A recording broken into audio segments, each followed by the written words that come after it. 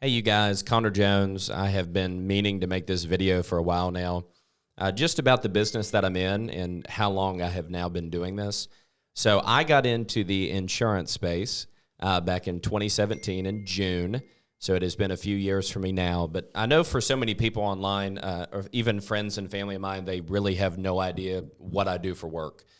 So very simply, how it works is I work underneath a company called Equus Financial, which is an incredible company. My father actually started it back in 2015 with a few different business partners. We have an incredible CEO named Barry Clarkson, who is incredible. He's a great mentor.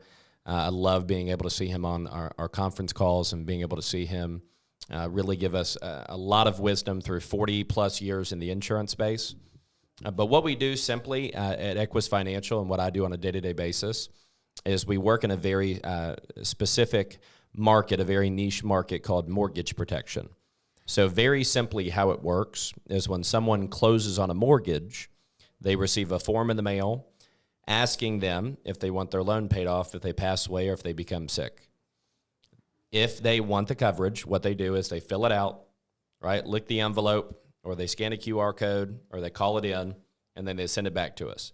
And those are our leads. That's who we contact. Those are the consumers that we're looking to help, right? From there, that's when the business gets really fun. So we work in distribution for billion-dollar insurance companies. So we have a slew of different insurance companies, incredible partnerships. Some of the companies that I'm the closest with are like Americo. We have an incredible rep named Andrew Costas. He's a great guy. Another company that I love to death is American Amicable. Their representative, a very amazing guy. His name's Pete Meha.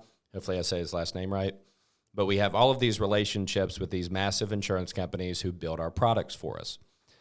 So here's the fun part. These insurance companies have so much money, so they are obsessed with one thing, distribution of their products. That's where we come in. So we're able to make money in two ways. So first, which is where I got started, and I still love it to death, is going direct to consumer, right? So once they send those forms in, we take them, we call the client, we do everything remotely. We used to have to drive. Everything's done remote now. We call the client, we set an appointment, we go through the appointment, see what we can do to bless the family, make sure, right, if husband passes, make sure the wife and the kids don't lose it. If the wife passes, make sure the husband and the kids don't lose it, et cetera, right? Every time that we help a client, again, these are all averages, but you get paid on average between $500 and $1,500. Sometimes it's a little bit less, sometimes it's a lot more, right? Just depends on the case. Everybody's different. Every consumer has a different need, yada, yada, yada, right?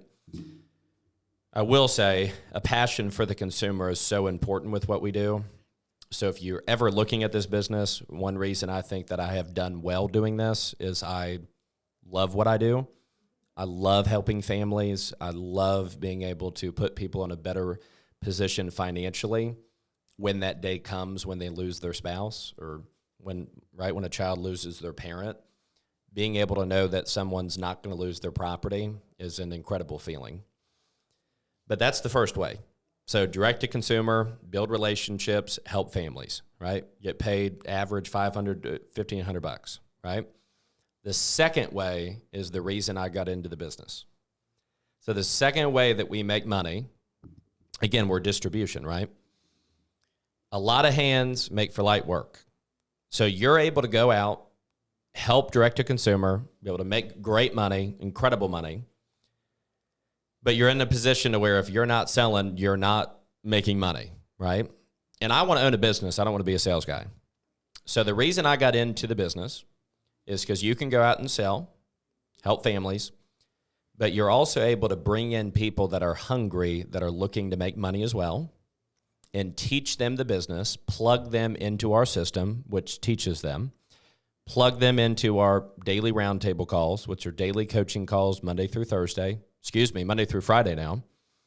I also have another training call Monday through Thursday at 1:30 p.m. to 2:30 p.m., which is a great call. We have a great group. But you're able to go out, find people that are hungry, like I was, plug them into the system, teach them how to do what we do, and then once a piece of insurance is sold, money is only made off the sale of insurance. then the insurance company pays you for creating distribution. So how it works very simply is we're a compensation company, right? We're 1099. We're completely commission, which I'll get to that in a second. But we go from a 70% up to 140%. You have the ability, we call it our constitution, to increase your compensation on a monthly basis. So if you go out and you start at 70%, if you want to get to 120%, you just got to hit certain sales goals. They're lined in stone. All you got to do is just hit them, right? If you want to build a business, you can grow it that way, or personal production.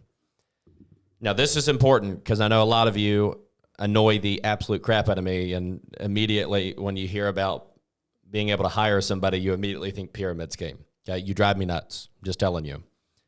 The reason we are not a pyramid scheme, first, we do not make money off of recruiting people. We make money off the sale of insurance. So I do not make money if someone comes into my business. I only make money if someone sells a piece of insurance, okay? But the second reason why we're not a pyramid scheme, which is so important to say, is you're able to pass your manager or the person who brought you into the business by simply hitting your sales goals. You can pass them to where they never make a dollar from you, okay? So example, if you're in an 80% contract and you bring me in at a 70%, I am going to whoop you. I will outgrow you. So if I get to a 100% contract because I hit my sales numbers, you no longer make any money, all right? But let's say that I go out, I get to 100% contract, I bring somebody in at 90%. They write a policy for $1,000. They would make $900. Again, these are averages, okay? I am going to get paid the difference between contract, like I was talking about, which would be 10%. So I would get $100, right? $100 adds up once you start getting a lot of people in your business.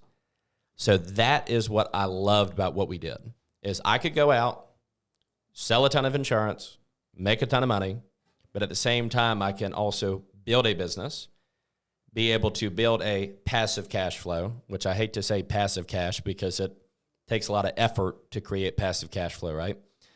So I can go out, make a ton of money, and then I also get to love on people, teach them the business, allow them the same opportunity I did, allow them to make a ton of money, and then I get paid as well for the distribution, right? And then we also get bonuses from the company, yada, yada, yada, yada, right? So that's what I fell in love with. But in reality, what I want to share is the reason why I got into being my own boss, right? Owning my own business. When I was in high school, I still remember hitting junior year, and a lot of you remember this if you're a junior in high school currently or if you're older, right? Even if you're a lot older, you remember having the conversations about what's next, right? You're ending your high school years. Now it's time to start figuring out what you want to do with your life, what career path do you want to take, basically where you want to take your next steps.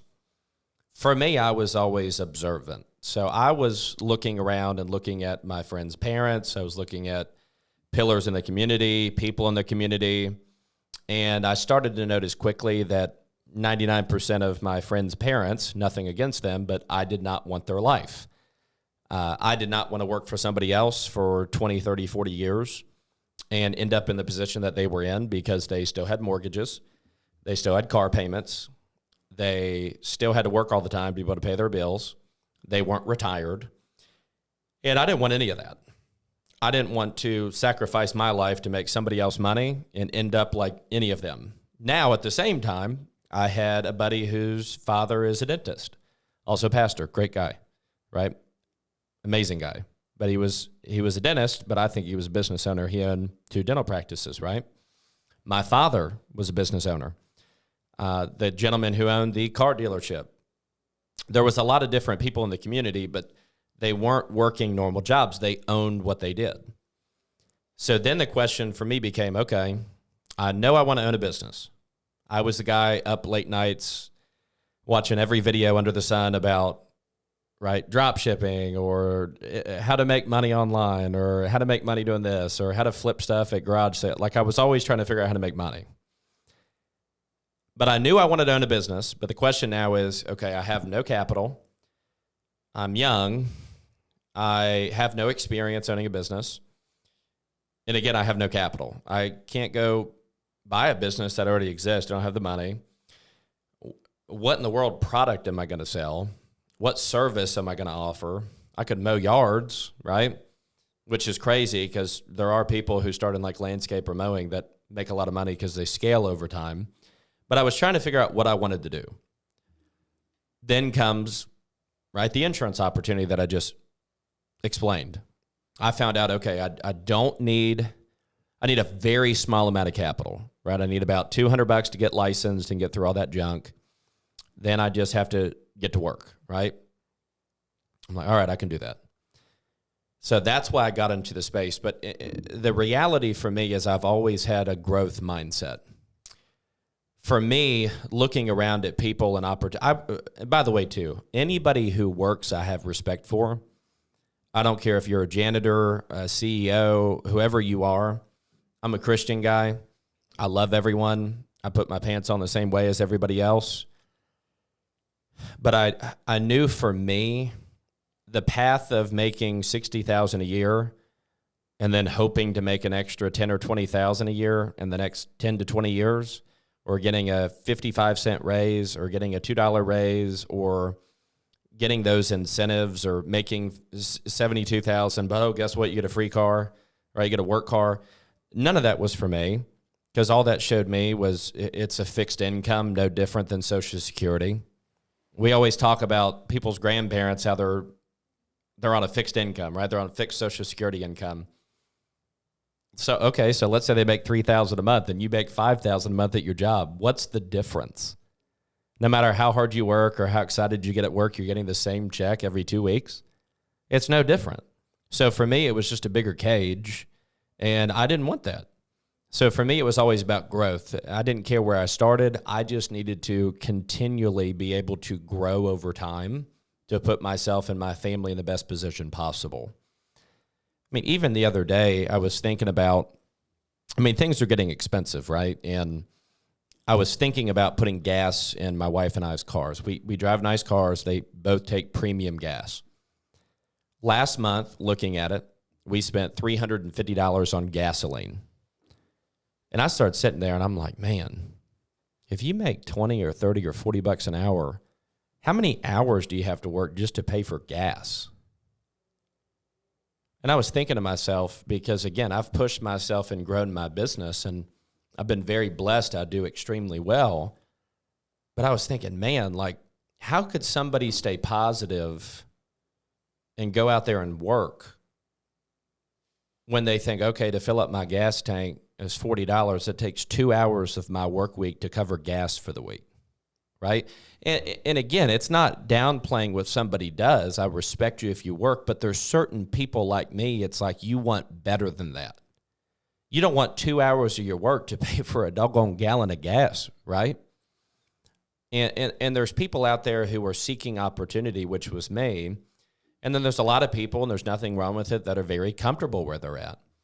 And to them, I say kudos. You're in a different spot than me. If I'm not growing, I feel like I'm dying. And growth is just an essential part of me. I want to grow my business. I want to grow my income. I want to grow my relationship with God. I want to grow my marriage, right? I want to become a better husband. I want to become a better father. I want to become, right, a better friend.